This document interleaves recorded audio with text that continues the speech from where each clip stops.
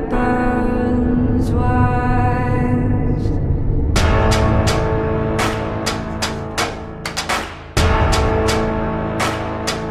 Stand and fight for your life. Now the time has come to rise up like the sun.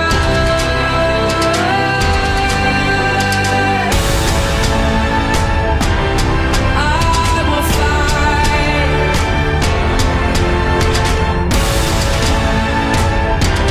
Stand and fight.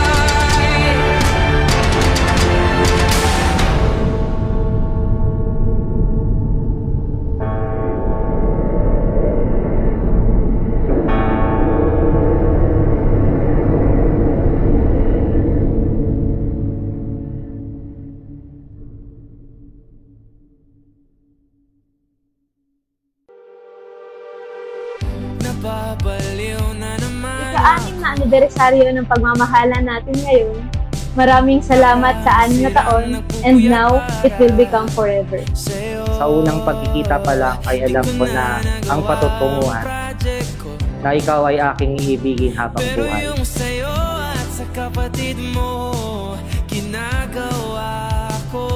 Iiwan ng lalaking kanyang ama't ina at makikisama sa kanyang asawa at ang dalawa ay magiging isang laman. Kaya hindi na sila dalawa kundi isang laman. Ang pinapagsama ka ng Diyos ay huwag mapaghiwalay ng tao. Naalala ko pa noong unang anibersaryo natin, pumunta tayo sa Baguio, parehas nating hindi kabisado, tanging ways lang ang ating sinusundan.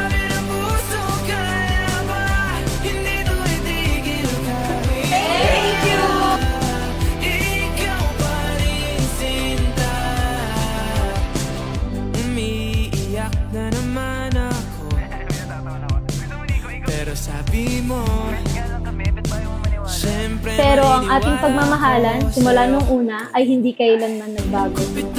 Sabay tayong lumaban sa bawat hamon ng buhay na dumaan sa atin. Na alam kong naniniwala sa pagmamahalan na meron tayong dalawa. may mahal ng iba. Sabi na una, tama na. Is the right.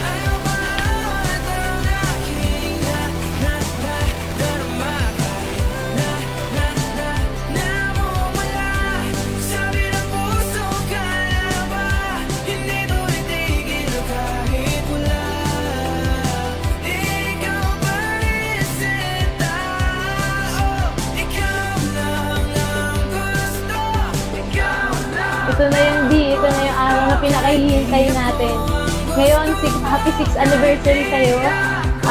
Tuloy-tuloy na to. I love you, Dee. Mahal na mahal kita, Hazel. Happy 6th anniversary. Mami, ito na yung pagkakataong makakasama mo na ako. Ayun, wala nang atrasan to. Kaya natin ang lahat basta magkasama tayo. I love you so much.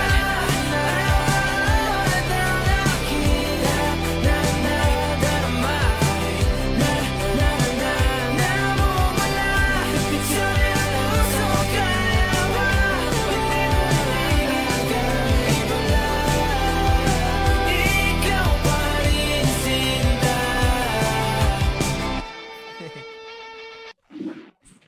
Tayo po ay nagkakatipon ngayon sa harapan ng ating Panginoon Diyos upang pagbuklurin sina kapatid na January at Hazel Ann sa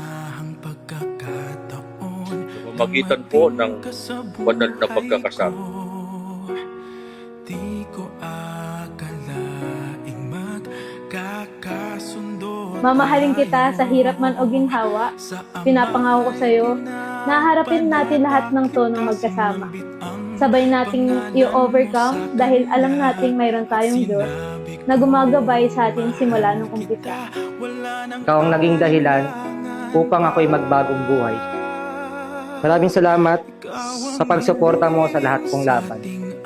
Salamat sa pagpapalakas ng loob ko tuwing ako'y napanghihinaan.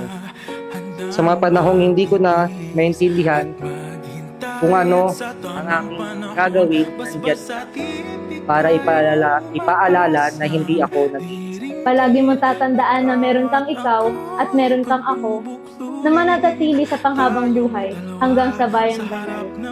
Dumating man ang panahon na tayo ay tumanda at kahit pumuti na ang ating mga buhok at mabungi man ang ating mga ngipin, nakatungkod man tayo lumakad, pangako ko sa'yo na nandito ako palagi sa tabi mo. Matyagang maghihintay, abutin man ang kahit tagal, sa puso'y di mawawalay.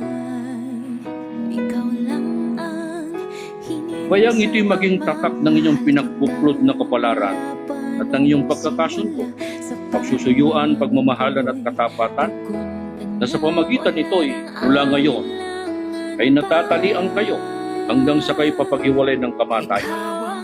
At yayamang tinupad na ninyo ang matapat na pagkakasundo.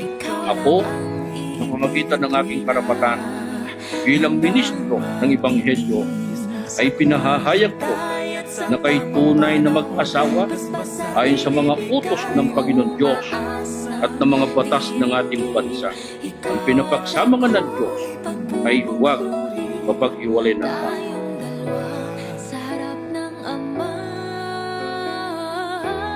Hindi ko man maipapangako na maging perpektong asawa sa'yo, maipapangako ko naman na ikaw ay aking mamahalin tunay. Ako'y magiging tapat at ikaw lang ang aking mamahalin. Poprotektahan kita sa lahat at iingatan ng iyong puso. Mamahalin kita hanggang sa bayang banal. Mahal na mahal kita, aking asawa. Happy 6th anniversary. I love you. ikaw ang hiling, ikaw lang ang ibigin tuwi na Handang mag-iis at maghintay at sa tamang panahon basbas at ibigay. Ipapaalala na merong nag-iisang Hazel na nagmamahal, minamahal at mahal na mahal ka.